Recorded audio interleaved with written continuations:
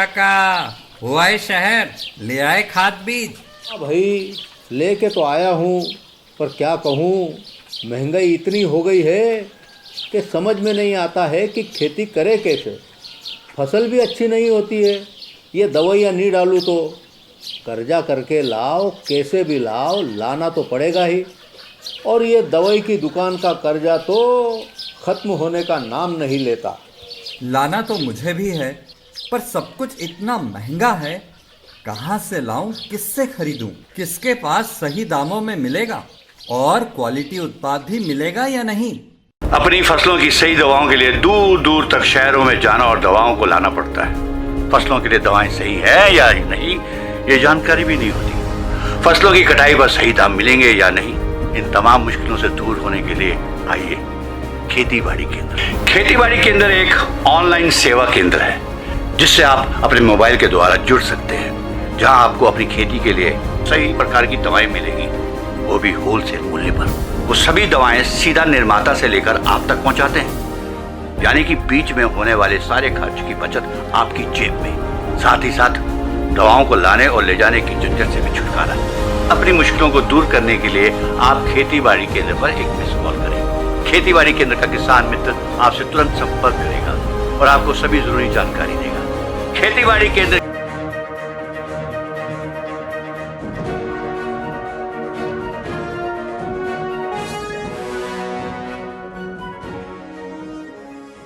नमस्कार, स्वागत आप सभी का। मैं हूं अनुराग पुनिठ आपके साथ। हम हाजिर हैं दिन भर की बड़ी और अहम खबरों के साथ, लेकिन बुलेटिन की शुरुआत सबसे पहले सुर्खियों के साथ।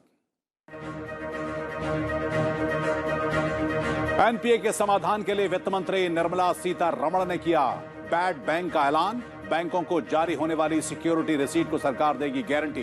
पिछले 6 साल में बैंकों ने की है 5 लाख करोड़ रुपए से ज्यादा एनपीए की वसूली रिकॉर्ड। ऊंचाई पर बंद हुआ शेयर बाजार।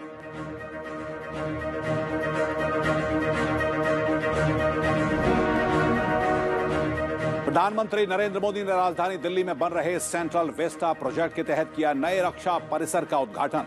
कहा, नया परिसर नए भारत का परिचायक। 21वीं सदी के भारत की सैन्य ताकत को हर तरह से मजबूत बनाने में जुटी है सरकार।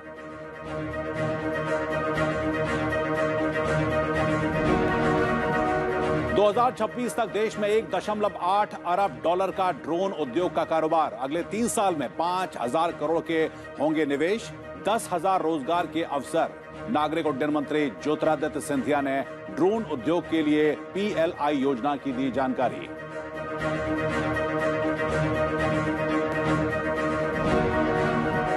दो 2030 तक देश के हर शहर के लिए हेल्दी सिटी फॉर ऑल का विजन। नीति आयोग ने शहरी नियोजन क्षमता में सुधार की फाइनल रिपोर्ट की जारी। रिपोर्ट में national council of town and country planners के गठन की सिफारिश।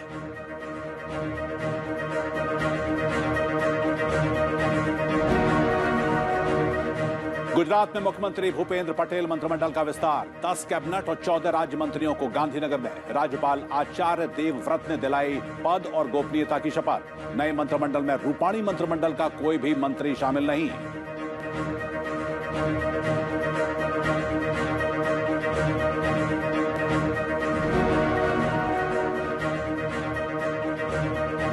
और अब खबरें विस्तार से। केंद्र सरकार ने स्ट्रेस लोन के समाधान के लिए सरकारी गारंटी देने के प्रस्ताव को मंजूरी दे दी है। केंद्रीय वित्त मंत्री निर्मला सीतारमण ने कहा कि सरकार बैड बैंक की ओर से बैंकों को जारी होने वाली सिक्योरिटी रिसीट को गारंटी देगा। राष्ट्रीय परिसंपत्ति पुनर्गठन कंपनी लिमिटेड यानी कि बैड बैंक के लिए केंद्रीय कैबिनेट ने 30,600 करोड़ रुपए की सिक्योरिटी रिसीट को मंजूरी दी है। बैड बैंक कर्ज के लिए सहमत मूल्य का 15% नकद भुगतान करेगा, जबकि बची हुई 85% रकम की गारंटी सरकार की ओर से जारी सिक्योरिटी रिसीट्स के रूप में जारी की जाएगी। बैंकों की सुधरती वित्तीय हालत के बारे में वित्त मंत्री निर्मला सीतारमण ने गुरुवार को यह जानकारी साझा की। उन्होंने कहा कि पिछले 6 सालों में 5 लाख करोड़ से ज्यादा की रिकवरी की गई है। मार्च 2018 से अब तक 3 लाख करोड़ से ज्यादा की रिकवरी हो चुकी है। वित्त मंत्री ने कहा कि पिछले 6 वित्तीय वर्ष में सरकार 4 आर पर आगे बढ़ी है, और ये आर हैं रिकॉग्निशन, रिजोल्यूशन, रिकैपिटलाइजेशन और रिफॉर्म्स। इन्हें लागू किया है जिसके बाद बैंकों ने ये वसूली की है। So, in the last 6 financial years, banks have recovered 5,01,479 crores in the last 6 years. Of this, 3.1 lakh crores have been recovered since March 2018. Since March 2018, 3.1 lakh crores have been recovered. The total I read out was 5 lakh odd. In 18-19 alone, a record of 1.2 lakh crores were recovered. NARCL को company अधिनियम के तहत बनाया गया है और company ने पुनर्निर्माण कंपनी के रूप में लाइसेंस के लिए RBI के पास आवेदन दिया है। NARCL की स्थापना बैंकों में फंसे हुए कर्ज की परिसंपत्तियों को एकीकृत करते हुए ऋण का समाधान करने के लिए की गई है। PSB NARCL में 51% स्वामित्व बनाए रखेंगे। वहीं भारत ऋण समाधान कंपनी लिमिटेड यानी कि IDRCL परिसंपत्ति का प्रबंधन करेगी और बाजार के व्यवसाय संबंधी विशेषज्ञों और टर्न अराउंड विशेषज्ञों को शामिल करेगी। सार्वजनिक क्षेत्र के बैंक और सार्वजनिक वित्त संस्थान के पास अधिकतम 49% हिस्सेदारी होगी और शेष हिस्सेदारी निजी क्षेत्र के ऋणदाताओं के पास में रहेगी।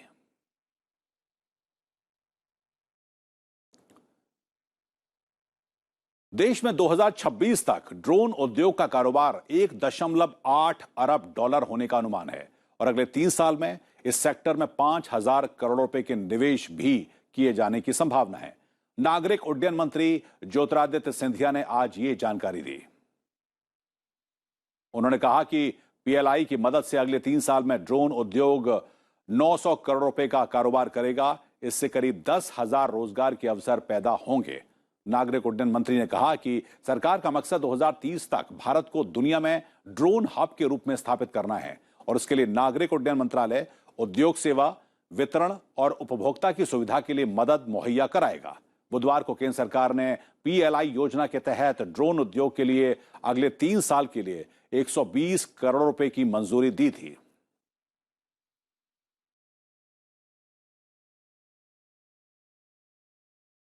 कि जो वर्तमान मैन्युफैक्चरिंग ड्रोन का सेक्टर है, जहां टर्नओवर 80 करोड़ रुपए का ही है, इस PLI स्कीम के अंतर्गत 120 करोड़ रुपए के इंसेंटिव हम अगले 3 साल में देने वाले हैं।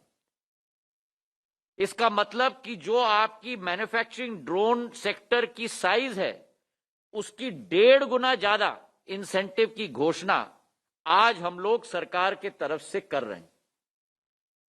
और अब अगली खबर की तरफ रुख करते हैं। 21वीं सदी का भारत सैन्य ताकत को हर तरह से मजबूत बनाने में जुटा हुआ है। दिल्ली के रक्षा कार्यालय परिसरों के उद्घाटन समारोह को संबोधित करते हुए प्रधानमंत्री नरेंद्र मोदी ने यह बात कही। उन्होंने कहा कि जब नीतियां और इरादे स्पष्ट हों, इच्छा शक्ति मजबूत हो और प्रयास ईमानदार हो तो सब कुछ संभव है। दिल्ली में रक्षा कार्यालय परिसरों के उद्घाटन समारोह को संबोधित करते हुए प्रधानमंत्री नरेंद्र मोदी ने कहा कि आज हम देश की राजधानी को नए भारत की आवश्यकताओं और आकांक्षाओं के अनुसार विकसित करने की तरफ एक और कदम बढ़ा रहे हैं। नया डिफेंस ऑफिस कॉम्प्लेक्स सेनाओं के कामकाज को अधिक सुविधाजनक, अधिक प्रभावी बनाने के प्रयासों को और सशक्त करने वाला है। प्रधानमंत्री ने 2 टूक शब्दों में कहा कि सरकार सैन्य बलों के आधुनिकीकरण के लिए प्रतिबद्ध है। हम हर लिहाज से आधुनिक बनाने में जुटे हैं। एक से एक आधुनिक हथियारों से लैस करने में जुटे हैं। बॉर्डर इंफ्रास्ट्रक्चर को आधुनिक बनाया जा रहा है। चीफ ऑफ डिफेंस स्टाफ के माध्यम से सेनाओं का कोऑर्डिनेशन बेहतर हो रहा है। सेना की जरूरत की प्रोक्योरमेंट जो सालों साल चलती थी, वो तेज हुई है। तब देश की रक्षा सुरक्षा से जुड़ा कामकाज दशकों पुराने हटबैंड से हो, ये कैसे संभव हो सकता है? प्रधानमंत्री ने कहा कि किसी भी देश की राजधानी उस देश की सोच, संकल्प, सामर्थ्य और संस्कृति का प्रतीक होती है। किसी भी देश की राजधानी उस देश की सोच, उस देश के संकल्प, उस देश का सामर्थ्य और उस देश की संस्कृति के प्रतीक होती है। भारत तो लोकतंत्र की जननी है, इसलिए भारत की राजधानी ऐसी होनी चाहिए जिसके केंद्र में लोक हो, जनता जनार्दन हो। रक्षा कार्यालय परिसर दिल्ली के कस्तूरबा गांधी मार्ग और अफ्रीका एवेन्यू में है। इस मौके पर प्रधानमंत्री ने सेंट्रल विस्टा की वेबसाइट भी लॉन्च की। रक्षा कार्यालय परिसर का निर्माण सेंट्रल विस्टा परियोजना का ही हिस्सा है। Bureau report, sunset TV. तो दिल्ली के कस्तूरबा गांधी मार्ग और अफ्रीका एवेन्यू में रक्षा कार्यालय परिसरों के उद्घाटन के मौके पर रक्षा मंत्री राजनाथ सिंह, शहरी विकास मंत्री हरदीप सिंह पुरी समेत chief of defence staff general Bipin Rawat और सेना अध्यक्ष जनरल एम नरवणे भी मौजूद रहे। रक्षा कार्यालय परिसरों के उद्घाटन समारोह में अपने संबोधन में रक्षा मंत्री राजनाथ सिंह ने कहा कि रक्षा क्षेत्र में सशस्त्र बलों का आधुनिकीकरण प्रधानमंत्री के प्रयासों के कारण ही संभव हुआ है। यह कॉम्प्लेक्स 21वीं सदी के ऑफिसर्स के लिए हर प्रकार से उपयुक्त है और हर तरह की सुविधाएं भी इस डिफेंस कॉम्प्लेक्स में उपलब्ध हैं। को लोकेशन के कारण विभिन्न ऑफिसर्स के बीच तालमेल भी पहले की अपेक्षा अधिक बढ़ेगा, क्योंकि हटमेंट्स और बैरक्स में यह संभव नहीं था, लेकिन यहां पर कोलोकेशन होने के कारण विभिन्न ऑफिसर्स के बीच जो कोऑर्डिनेशन होना चाहिए, स्वाभाविक रूप से वह कोऑर्डिनेशन बढ़ेगा। वहीं शहरी विकास मंत्री हरदीप सिंह पुरी ने प्रधानमंत्री को भरोसा दिया कि अगले वर्ष गणतंत्र दिवस परेड नए सेंट्रल विस्टा में होगी। उन्होंने ये भी कहा कि अगले साल संसद नए भवन से काम करेगी। कि सेंट्रल विस्टा एवेन्यू जो है, जो जहां पे हम 26 जनवरी की अगले साल की परेड करेंगे, मुझे पूरा विश्वास है कि अगले 2-2.5 महीने के अंदर उस पे काम हम कंप्लीट कर पाएंगे। 75th ईयर ऑफ इंडिपेंडेंस में जो विंटर सेशन पार्लियामेंट का होगा, वो हम नई पार्लियामेंट बिल्डिंग में करेंगे अगले साल। नए रक्षा कार्यालय परिसरों में तीनों सेनाओं और रक्षा मंत्रालय के करीब 7,000 कर्मियों के बैठने की व्यवस्था है।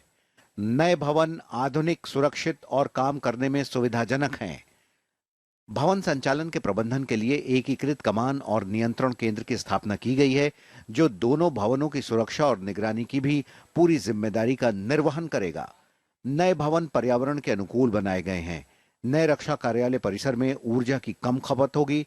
इन भवनों के निर्माण के लिए हल्के इस्पात के ढांचे का उपयोग किया गया है, जिससे भवन के निर्माण में 6 महीने का समय कम लगा। Bureau report, sunset TV. और बात शंघाई सहयोग संगठन यानी कि एससीओ की, जिसके राष्ट्राध्यक्षों के परिषद की कल तजाकिस्तान की राजधानी दुशांबे में 21वीं बैठक होगी। प्रधानमंत्री नरेंद्र मोदी शिखर सम्मेलन के पूर्ण सत्र को वर्चुअल माध्यम से संबोधित करेंगे। सम्मेलन में पिछले 2 दशकों की उपलब्धियों और भविष्य में सदस्य देशों के बीच में सहयोग बढ़ाने की तमाम संभावनाओं पर चर्चा होने की उम्मीद है। क्षेत्रीय और अंतर्राष्ट्रीय महत्व के सामयिक मुद्दों पर भी चर्चा किए जाने की संभावना है।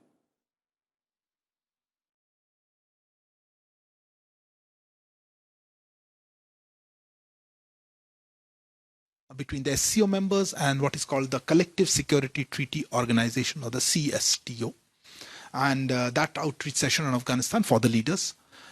So that obviously you can understand the importance that Afghanistan will be on focus. SCO परिषद के सदस्य देशों के प्रमुखों की 21वीं बैठक हाइब्रिड प्रारूप में दुशांबे में 17 सितंबर को शुरुआत होगी। तजाकिस्तान के राष्ट्रपति इमोमाली रहमान बैठक की अध्यक्षता करेंगे। एससीओ की शिखर बैठक में सदस्य देशों के नेताओं के अलावा पर्यवेक्षक देश, संगठन के महासचिव, एससीओ क्षेत्रीय आतंकवाद निरोधक ढांचा के कार्यकारी निर्देशक, तुर्कमेनिस्तान के राष्ट्रपति समेत दूसरे आमंत्रित अतिथि शामिल होंगे। भारत और पाकिस्तान 2017 में एससीओ के स्थायी सदस्य बने थे। एससीओ की स्थापना रूस, चीन, किर्गिस्तान, कजाकिस्तान, ताजिकिस्तान और उज्बेकिस्तान ने 2001 में शंघाई में एक सम्मेलन में की थी।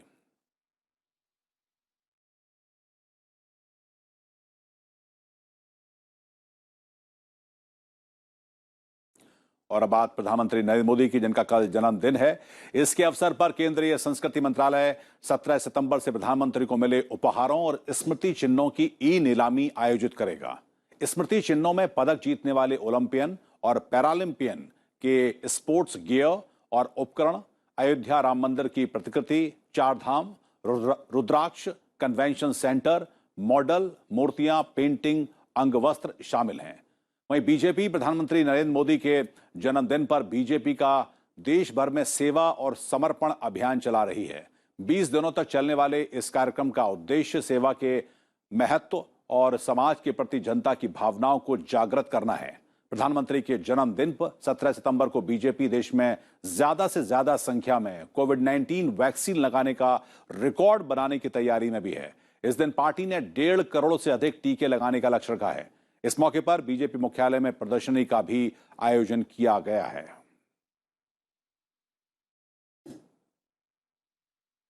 भारतीय शहरों को रहने योग्य, प्रतिस्पर्धी और टिकाऊ बनाने के लिए नीति आयोग ने रिपोर्ट जारी की है, जिसे भारत में शहरी नियोजन क्षमता बढ़ाने के उपाय के नाम से जारी किया गया है।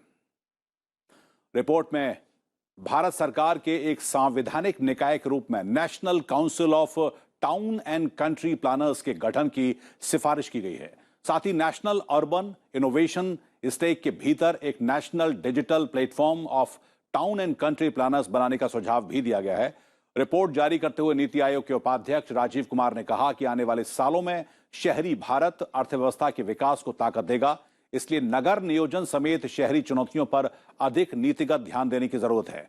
नीति आयोग के सीईओ अमिताभ कांत ने कहा कि देश परिवर्तन के एक महत्वपूर्ण मोड़ पर पहुंच गया है। ऐसे समय सार्वजनिक और निजी क्षेत्रों के साथ शिक्षा संस्थानों के बीच में अधिक तालमेल को बढ़ाना होगा।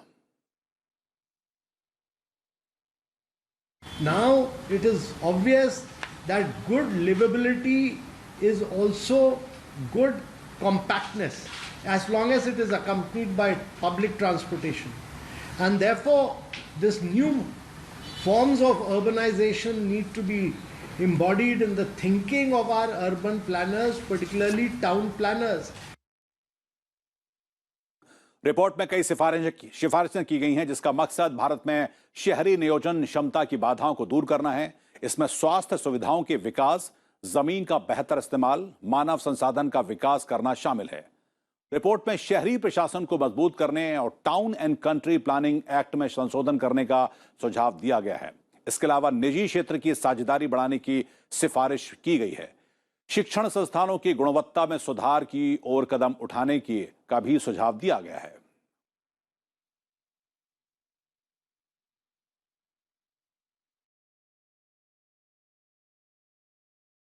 और अब खबर गुजरात से, जहां पर मुख्यमंत्री भूपेंद्र पटेल सरकार का विस्तार किया गया है।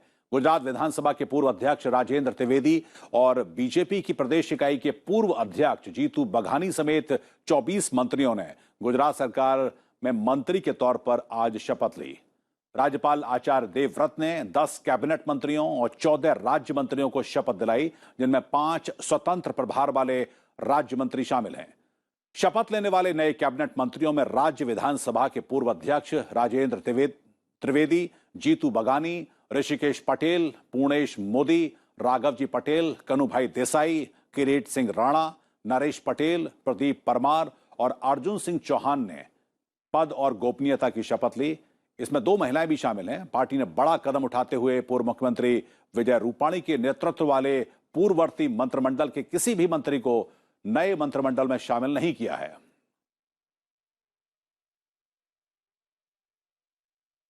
और अब खबर शेयर बाजार से, जहां पर लगातार ऊंचाई के लिए शेयर बाजार रिकॉर्ड बना रहा है। सप्ताह के चौथे कारोबारी दिन शेयर बाजार दिन भर के उतार चढ़ाव के बाद दोबारा रिकॉर्ड स्तर पर बंद हुआ। सेंसेक्स ने पहली बार 59,000 का आंकड़ा छुआ। कारोबार के अंत में सेंसेक्स 417.96 अंकों की उछाल के साथ अब तक की रिकॉर्ड ऊंचाई 59,141.16 पर बंद हुआ। वहीं नेशनल स्टॉक एक्सचेंज का निफ्टी 110.05 अंकों की बढ़त के साथ 17,629.50 के स्तर पर बंद हुआ। सरकार ने बुधवार को ऑटो और टेलीकॉम सेक्टर के लिए राहत पैकेज का ऐलान किया है। इसके बाद से ही टेलीकॉम और ऑटो शेयर्स में हलचल मची हुई है।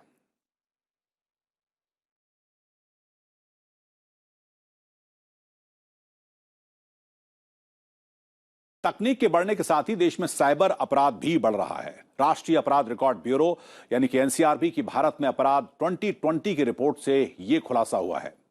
रिपोर्ट के मुताबिक 2019 के मुकाबले 2020 में प्रति लाख जनसंख्या पर साइबर अपराध की दर 3.3% से बढ़कर 3.7% हो गई है।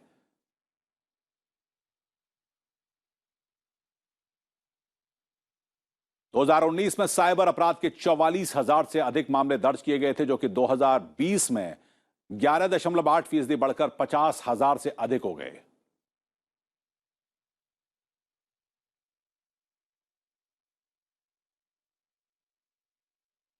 दो 2020 के दौरान दर्ज किए गए साइबर अपराध के 60% मामले धोखाधड़ी के थे। इसमें सबसे अधिक ऑनलाइन बैंकिंग फ्रॉड के हैं।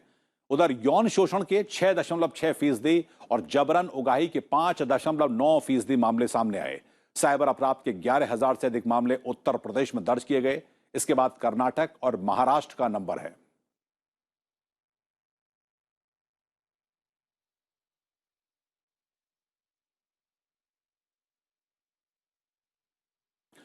और अब एक नजर राज्यों से जुड़ी हुई अहम खबरों पर।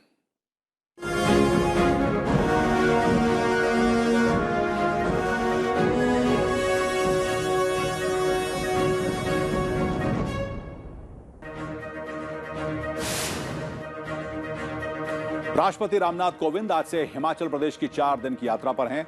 वे शुक्रवार को राज्य की स्थापना की स्वर्ण जयंती के अवसर पर विधानसभा के विशेष सत्र को संबोधित करेंगे। दिल्ली मुंबई एक्सप्रेस वे पर लगातार काम जारी है। आज केंद्रीय सड़क परिवहन और राजमार्ग मंत्री नितिन गडकरी ने देश की राजधानी दिल्ली को आर्थिक राजधानी मुंबई से जोड़ने वाले एक्सप्रेस वे के निर्माण का निरीक्षण किया। बिहार के पूर्व मुख्यमंत्री जीतन राम मांझी ने आज दिल्ली में बीजेपी के राष्ट्रीय अध्यक्ष जेपी नड्डा से मुलाकात की। इस दौरान उन्होंने मगध के नक्सल प्रभावित इलाकों में रेल परियोजना शुरू करने की मांग रखी। पश्चिम बंगाल से खबर, जहां पर कई जिलों में बुखार से प्रभावित बच्चों की संख्या बढ़ रही है। मालदा में 200 से अधिक बच्चों का इलाज चल रहा है। वहीं पूर्वी वर्धमान में बड़ी संख्या में बच्चों में बुखार के लक्षण देखे गए हैं। खबर केरल से, जहां पर कोरोना की स्थिति में सुधार हो रहा है। यहां पर 80% से अधिक आबादी को टीके की पहली खुराक दी जा चुकी है। यहां पिछले 24 घंटों में 17,681 लोग कोविड संक्रमित पाए गए, जबकि 25,588 मरीज स्वस्थ हुए हैं। उत्तराखंड उच्च न्यायालय ने उत्तराखंड में 4 धाम यात्रा पर लगी रोक को हटा दिया है, लेकिन कुछ प्रतिबंध अब भी लागू रहेंगे। सभी श्रद्धालुओं को कोविड की नेगेटिव रिपोर्ट और कोविड रोधी दोनों टीके लगवाने का प्रमाण पत्र साथ लाना होगा। असम सरकार ने 2,400 से अधिक गैंडों के सींग के स्टॉक को नष्ट करने का फैसला किया है। वन मंत्री परिमल शुक्ला वैद्य के मुताबिक सरकार विभिन्न उद्देश्यों के लिए 94 सींगों का संरक्षण करेगी। इन सींगों को काजीरंगा प्राकृतिक इतिहास संग्रहालय में रखा जाएगा। खबर दिल्ली से, जहां पर मानसून ने 1975 का रिकॉर्ड तोड़ दिया है। इस साल अब तक 1157 मिलीमीटर बारिश हो चुकी है। इससे पहले 1975 में मानसून के दौरान 1155 मिलीमीटर बारिश हुई थी। उत्तर प्रदेश से खबर, जहां पर दृष्टिबाधित छात्रों को ऐतिहासिक स्थलों के बारे में जानकारी देने के लिए भारतीय पुरातत्व सर्वेक्षण यानी कि ASI ने आगरा स्मारक नामक पुस्तक ब्रेल लिपि में जारी की है। इसमें ताजमहल, आगरा किला, फतेहपुर सीकरी सहित लोकप्रिय स्थलों को शामिल किया गया है।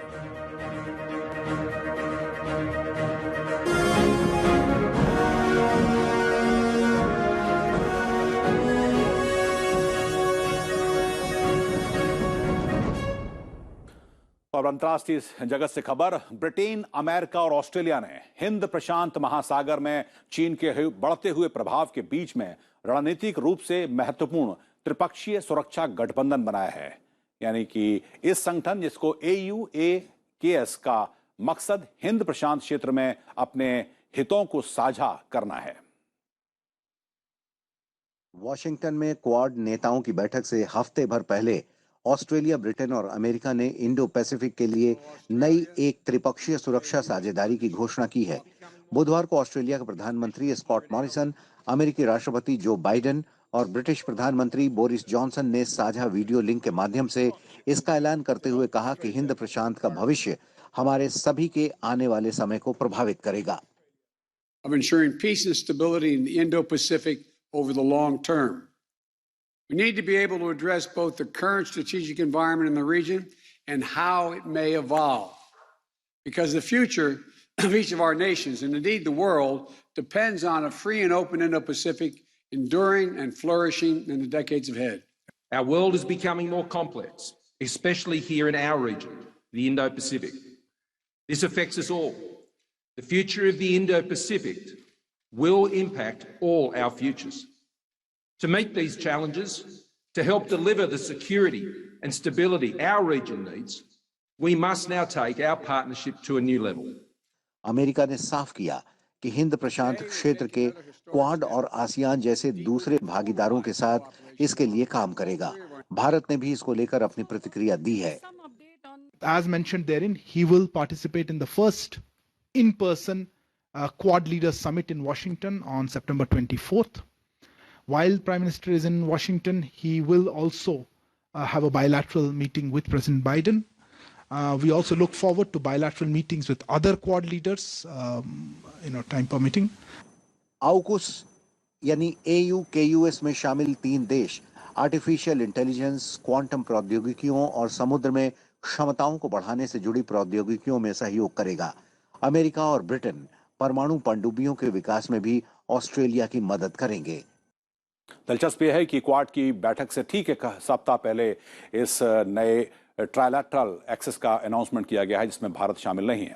अब रुक करते हैं अगली खबर का, जहां पर भारतीय क्रिकेट टीम के कप्तान विराट कोहली ने एक घोषणा की है कि T20 वर्ल्ड कप के बाद अब वो T20 वर्ल्ड कप के कप्तान के तौर पर अपनी पारी को समाप्त करना चाहते हैं। यहाँ इस T20 वर्ल्ड कप के बाद वो T20 टीम की कप्तानी को छोड़ देना चाहते हैं। उन्होंने एक भावुक पोस्ट के साथ इस बात की जानकारी को साझा किया। कोहली ने अपने फैसले के पीछे अधिक वर्कलोड और काम के अधिक दबाव का हवाला दिया। उन्होंने सभी साथी खिलाड़ियों, सपोर्ट स्टाफ और BCCI को भी धन्यवाद दिया है। विराट कोहली जो कि टेस्ट, वनडे और T20 में तीनों ही जो फॉर्मेट हैं उसके कप्तान हैं, लेकिन जैसा उन्होंने अपनी इस पोस्ट में लिखा कि इतना वर्कलोड है और तीनों फॉर्मेट में उनको अपनी एनर्जी लगानी पड़ती है और पिछले 7 से 8 साल से वो लगातार इस काम को बखूबी अंजाम दे रहे हैं, लेकिन अब वो वनडे और टेस्ट मैचों पर कंसंट्रेट करना चाहते हैं। लिहाजा उन्होंने कहा कि वो T20 में खेलते रहेंगे एक बल्लेबाज के तौर पर, लेकिन कप्तानी को अब वो अलविदा कहना चाहते हैं।